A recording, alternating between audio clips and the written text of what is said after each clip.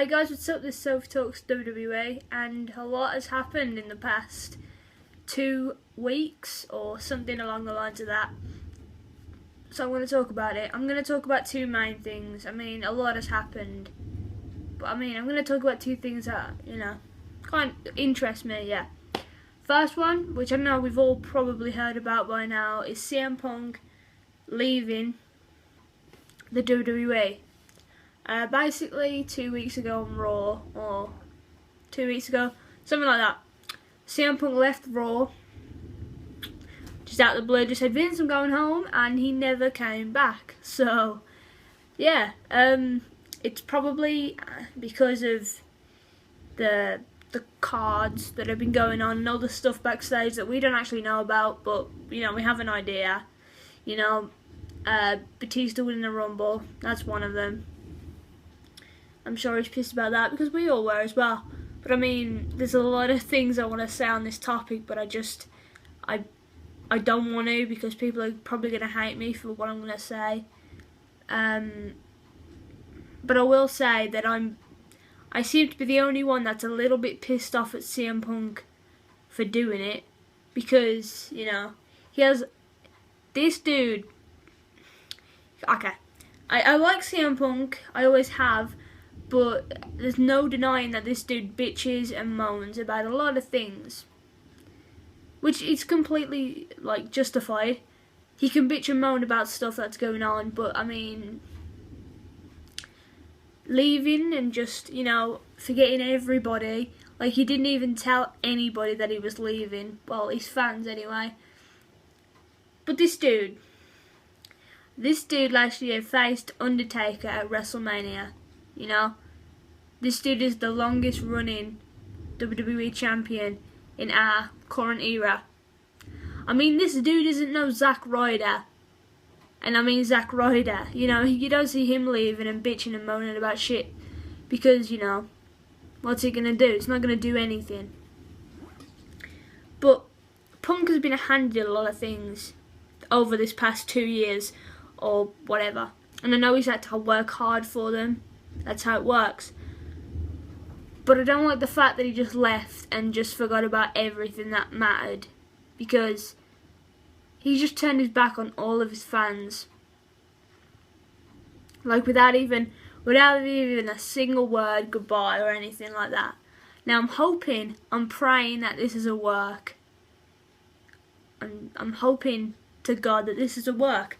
Because if it's not, then it's stupid. I mean, yeah, Punk, congratulations, you can bitch and moan, you can leave. I mean, but what did you prove? You didn't prove shit, because I completely forgot about you. You've been taken off the app, you've been taken off the start of the show, you've been taken off live events, obviously. I mean, I am a little bit pissed off at him for doing it. Because if I was like a die-hard CM Punk fan and I wake up one day and realise that, he left because he didn't get what he wanted, I'd be like, what the fuck, If I woke up and Dean Ambrose had left because they wouldn't let him defend his championship, I'd be like, what the fuck? And I mean, he hasn't even talked to anybody, He's not anywhere. His fans can't even see him. He just kind of fell off the face of the earth for the past 2 weeks. And he did mention in an interview that he would probably consider MMA after WWE. But I mean, we didn't think it was going to be like a week after the fucking interview that he'd leave. So, maybe his fans will see him in MMA. If this isn't a work, But, I have a lot more to say about it. That's why I've kind of been jumping around, because I have a lot to say about it. I just don't want to, because I know that there's a lot of diehard CM Punk fans that would probably, never let me live it down, so I'm not even going to go into it. But yeah, that's kind of how I feel on some toned down opinion of what has happened with CM Punk. Now, the second thing I want to talk about, which obviously is important to me, I should probably be talking about the Daniel Bryan thing, but I won't, because that's a whole other video, I got so much to say about that. But I'm going to talk about the Shield breakup, or the build up to the breakup, because it's getting pretty obvious now what's gonna go down, or you know, some idea of what's gonna go down. So basically, Royal Rumble. I didn't do the review. I didn't have time, but it would have been a really long one about me being really pissed off. So you probably saved yourselves there. But basically, what happened at the Rumble was Roman Reigns was eliminating people left and right. He got a record. I think he eliminated 13 people. I don't really know. But Dean was with Seth, and Roman had just eliminated somebody, and he was like hanging over the ropes. And I was like, Dean, Dean should totally go and eliminate Roman right now. So he tried, and it didn't work. And then like 2 seconds later, Roman eliminated Ambrose and Seth at the same time with Cesaro. And I thought that was the end. I thought that was going to be like done. Because I did a media morning the next day and Roman wasn't there because he had a long night. I just thought that was what's it called? The build up or whatever to the breakup, but no. Because it's weird, because I mean like 1 week they all hate each other, and then like the next week they're all like my brother from another mother, so I don't really know. But over these past few weeks, after the Rumble happened, it has been kind of, you know, for the first 10 minutes, I mean, they're all friends and shit, but then Roman and Dean start arguing and Seth has to break it up. Seth's always the voice of reason nowadays, and there's a bit of, I mean, I don't know what I'm saying, there's a bit of tension, I don't know, between Roman and Dean, mainly, and then Seth kind of gets involved sometimes, but never really says anything, but just breaks them up anyway.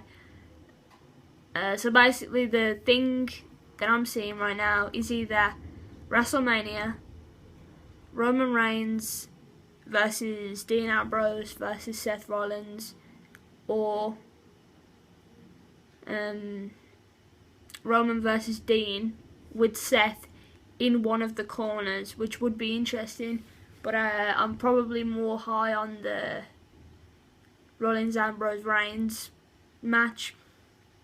I think that'll be interesting. But I am still scared about the Shield breakup because we all know Roman's pretty much just destined to be probably a main eventer. I mean, I think so anyway, you know. They're really pushing the Roman boat. If you can hear noises, it's the fire. I probably shouldn't have turned it on, but yeah. What was I saying? Oh yeah, Roman's going to be a main eventer. That's pretty much on the card for the future. Ambrose and Rollins, I really hope they go somewhere, man. You know, if Ambrose and Rollins just become like mid-carders, oh, it'd be so sad. You know, WWE wastes a lot of people. That's kind of the thing, but you know, at least Ambrose, because I'm really biased, but I think, you know, I think he's got the potential to be a main event person. You know, he's well-rounded. You know, he's a little bit psychopathic, but that's good for a main eventer. He has a character, and he plays it really, really well. You know, he's not like bland. He's not uninteresting. People slander his matches because they're slow, but I mean, that's his style. He's a technician like Daniel Bryan. Daniel Bryan's a little bit more, you know, jump off the ropes, bleh. But I mean, his matches aren't boring or slow. You just have to watch them and, you know, analyze what's going on, and then he becomes interesting. But I mean, his character and his mic skills and everything it's really good. And yeah, I mean, I don't want them to drop the ball. Even if it's a couple of years' time and Ambrose is a main eventer, as long as they get him up to some high standards, then I can't complain about that. So yeah, that was kind of my rant. I haven't made a video in a while, so you know, I just thought I'd make this one. And yeah, don't hate me about the Punk thing and Ambrose main eventer 2015. Booking it now. And I'll see you in my next video, which I have no idea what it will be, because it might be the Elimination Chamber or an Ambrose video, because they kind of just come out of nowhere when I think of a song. So yeah. And I'm Sophie Talks WWE. Thanks for watching. Like, favourite, comment, subscribe, all that stuff, and see you in my next video. See ya!